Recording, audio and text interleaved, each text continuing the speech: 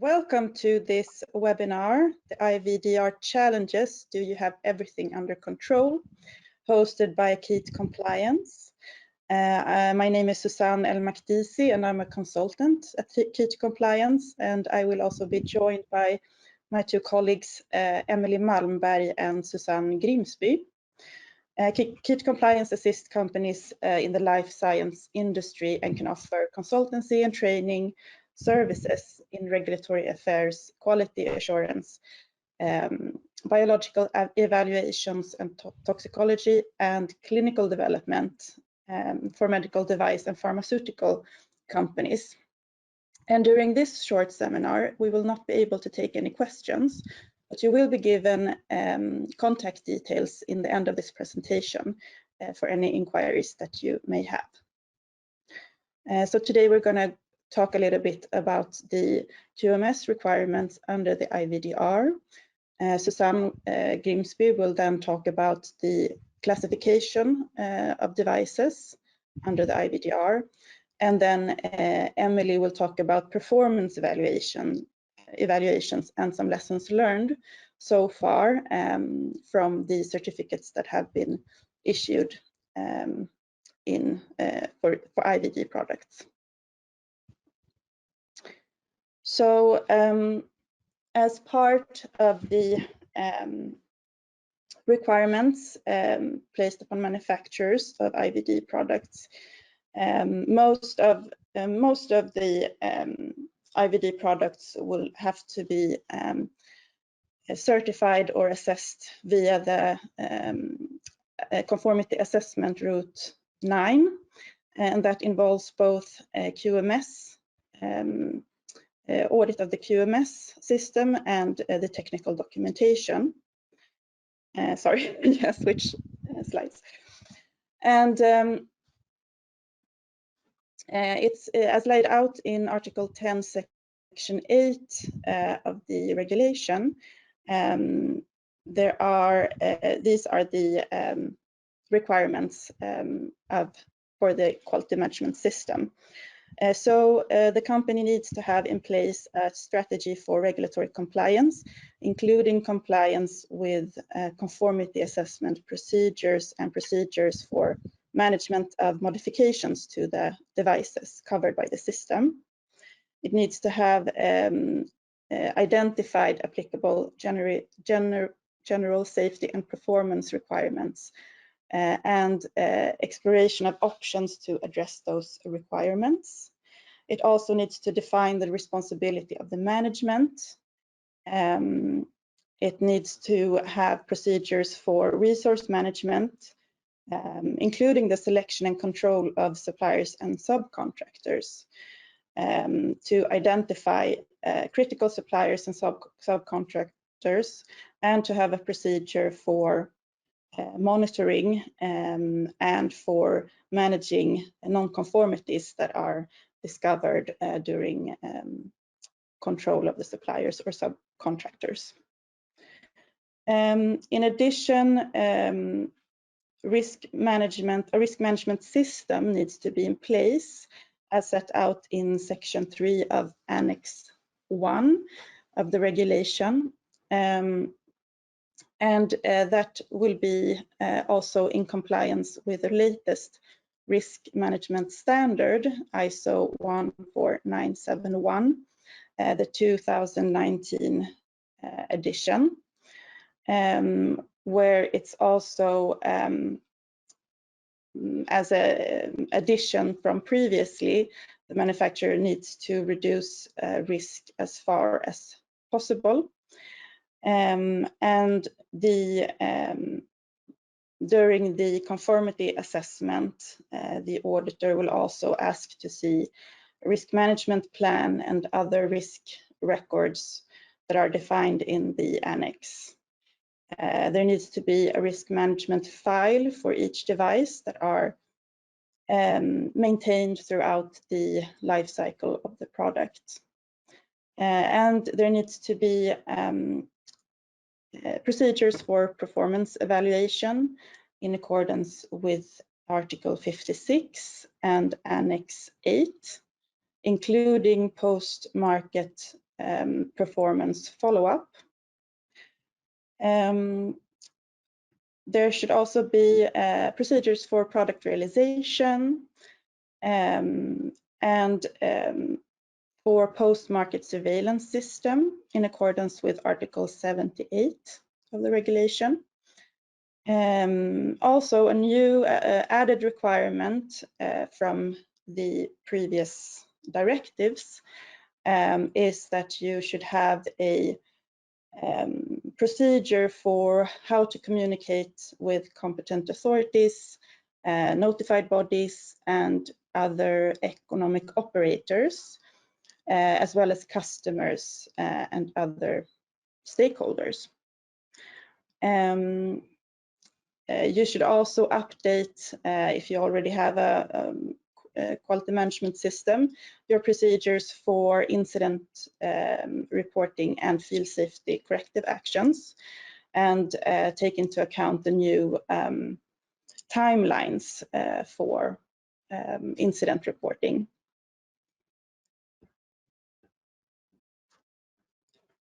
You need to also have a management of corrective and preventive actions and verification of the effectiveness.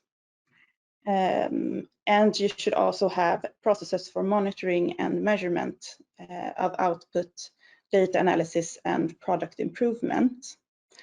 And the standard for the quality management system for manufacturers of medical devices, ISO 13485 from 2016, will cover most of these requirements, but the IVDR introduces some additions. In 2021, there was an amendment to that standard, Amendment 11, which makes that standard harmonized to the regulation and outlines the relationship between the IVDR and the ISO standard.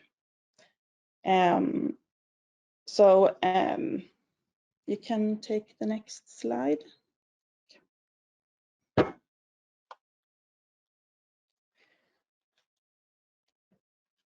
So to achieve the CE mark, you will have to have a conformity assessment by a notified body, which will have to perform an on-site QMS audit.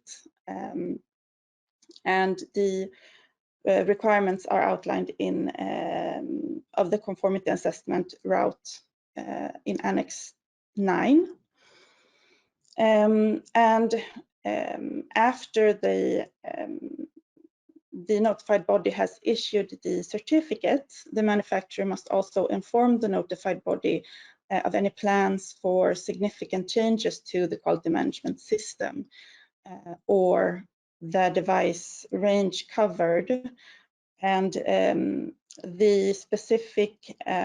are specific guidances for what are considered significant changes and need to be reported in the MDCG guidance document 2022-6, guidance on significant changes regarding the transitional provisions under Article 110 of the IVDR.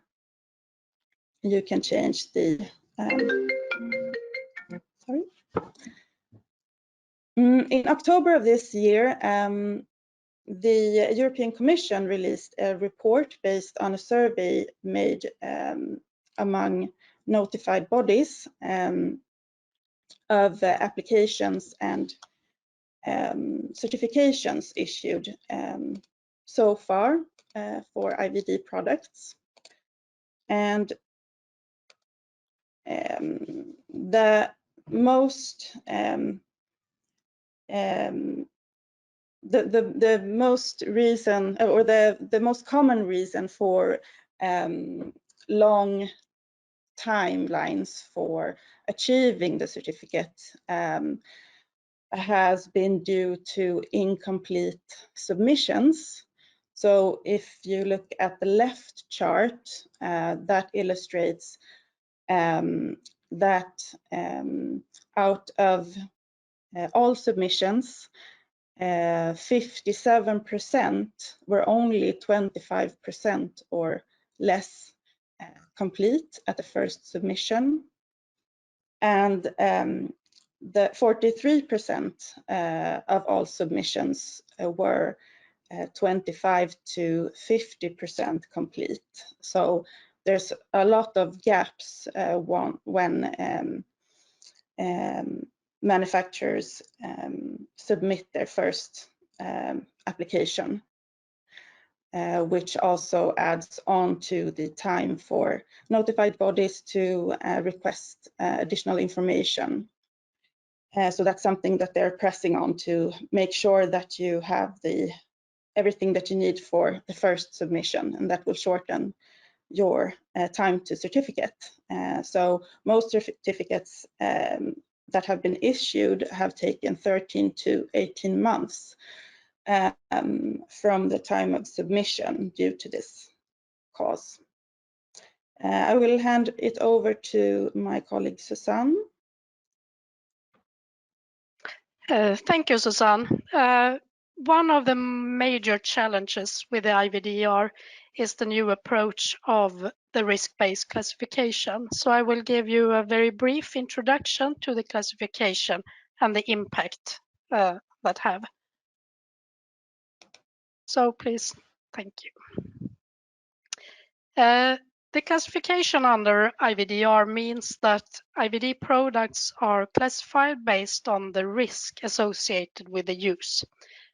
This means that we are now leaving the principles under the directive, the IVDD, where we have the majority of the products as general IVD, and only a minor portion of the products are listed on what is called List A and List B, or they can be self-test.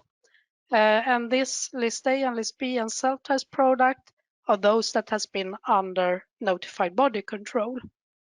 So what happens now is that we are going to a more controlled classification with 4 classes, A to D, where class A is the one with products having very low risks, and class D is those with the absolutely highest risk.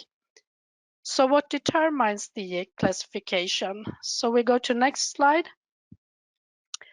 The type of product and the intended purpose that is stated by the manufacturer, the way how the product should be used and for what it should be used, serves as the input to the classification.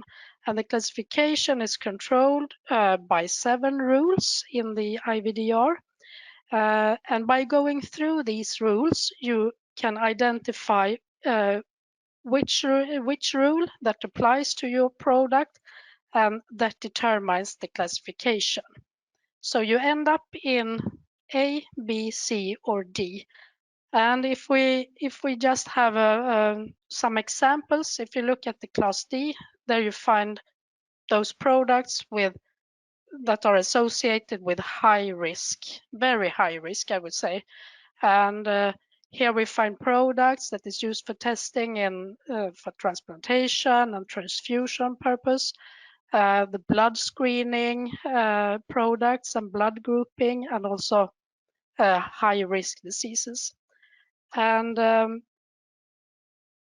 just mention some few examples of D. You can find the AB0 blood grouping system. Screening, we have HIV, for instance. The next class, class C, is the group that is expected to be the largest. So a lot of products that currently or under IVDD has been general IVD products will now end up in class C or even class D, I would say. Here we find a lot of products used for detection of infection diseases, cancer diagnostics, staging of diseases, of course, staging of cancer, but also other diseases. A lot of various biomarkers like PCA tests, HER2 biomarkers for breast cancer, and so on. Also, blood glucose will be a class C. We have the companion diagnostics, genetic tests, and most of all, self-tests will also end up in class C, except for some few that will be class B.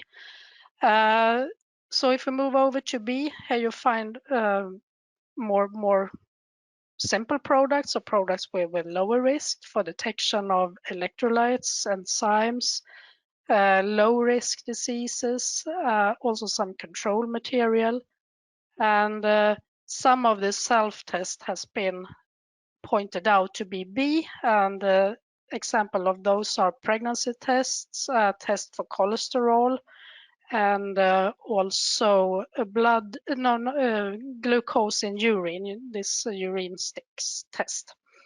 And then in the group A, there you find very simple products, more general laboratory products used in IVD tests like receptacles, the various reagents for staining and so on, and purification kits. Also some equipments and instruments specifically designed or for the purpose for the IVD test. So next slide.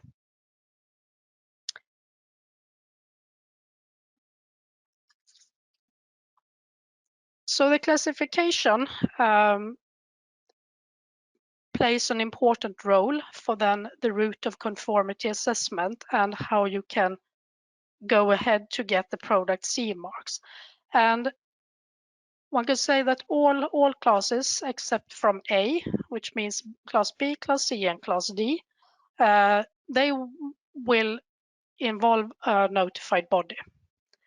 And the notified body, as Susanne also mentioned before, they will assess both the product conformity, that the product meets all the requirements in the IVDR, but also that you have a quality management in place that meet the requirements.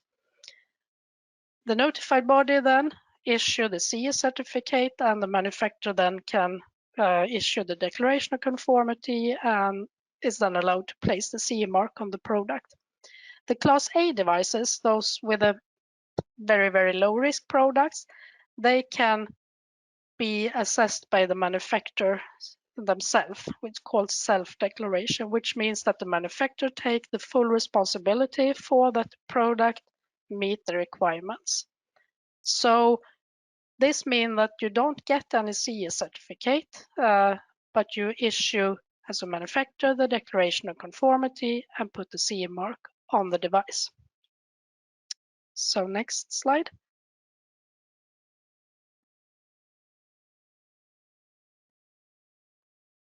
I would say that one of the major changes with the IVDR that somehow depends on the new classification is the shift towards the increased control and involvement by notified body. And if we compare to the situation under the IVD directive, you remember the majority of the products were this general IVD, and just a small portion were on this list or self-test. There was a relation having about 20% of the IVD products assessed by notified body, having involvement of a notified body, and 80% the rest were self-declared by the manufacturer. So when we're moving over to the IVDR, we see this increased control with a huge shift, having about 85% in the class B, C, or D, which means that 85% about, it can be even more, will be assessed by a notified body, and only 10-15% will still be able to self-declare. So next slide, please. And because of this situation, with a huge increase of notified body involvement, this has of course resulting in that there is a huge lack of notified body resources, and that has actually been the reason for why a year ago about that they prolonged the timelines for the implementation of IVDR and the date of application. And this summarize the timelines for the implementation for various classifications. And I would say the classification will be based on the risk class also of the devices. And actually May this year, the IVDR applies to all new IVD devices. So if there is a product that hasn't been on the market before, any new product must be compliant with the IVDR. But also actually the lowest risk class products under IVD that becomes class A under IVDR means those that don't need notified body, they must also fulfill the IVDR from May this year, 2022. And then we have coming 2025, the class D devices that has been on the market before under IVDD and now becomes class D under IVDR. 2026, then we have the class C devices, again, have been on the market under IVDD before, but now becomes a class C under IVDR. And the last 2027, the devices that will be class B under IVDR, but also class A sterile, because sterile class A products, they also need a notified body. So this is the timelines, the current timelines for the implementation of the classification. And now this was a very quick and very brief introduction to the classification and the impact. So I hand over now to Emily talking about the performance evaluation. Yes, thank you. I will take a few minutes to speak about performance evaluation under the IVDR. And the big change from the IVDD is the requirement for clinical data to be provided on the device. But to start from the beginning, performance evaluation means an assessment and analysis of data to establish and verify the clinical evidence for an IVD device. This is a continuous process that will last throughout the lifetime of the device. It aims to demonstrate conformity with the general safety and performance requirements, providing sufficient clinical evidence. And clinical evidence is based on the 3 pillars of scientific validity, analytical, and where applicable, also clinical performance. And the definitions from the IVDR on what scientific validity, analytical, and clinical performance are written here. But in other words, scientific validity means that you need to demonstrate that your analyte has been proven to have a scientific association. Analytical performance, you will need to demonstrate that your device can measure that specific analyte in a reproducible, linear, and specific manner. And the specification on analyses that you may need to perform are listed under GSPR 9.1a of the IVDR. And if some of these analyses are not applicable to your device or cannot be performed, a justification as to why needs to be provided.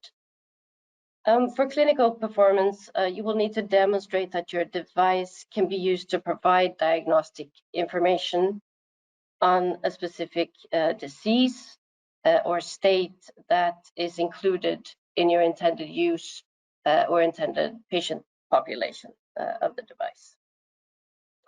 So the activities that you need to perform and document are listed here.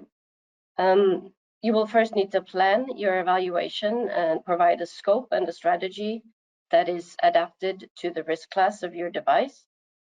You need to define acceptance criteria for your device and set up a strategy to do a literature search if this is needed.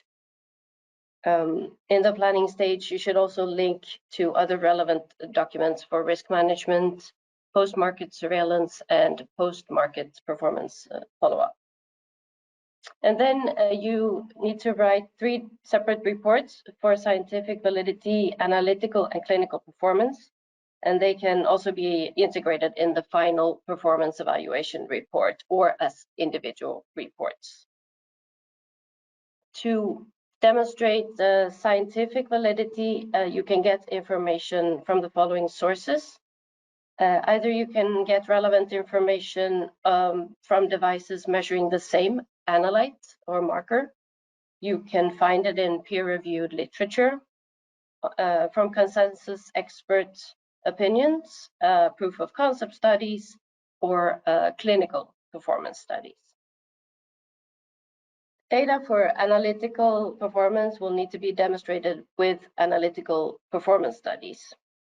And for clinical performance, you can obtain data in literature search, clinical performance studies, post-market surveillance, or usability study or other sources.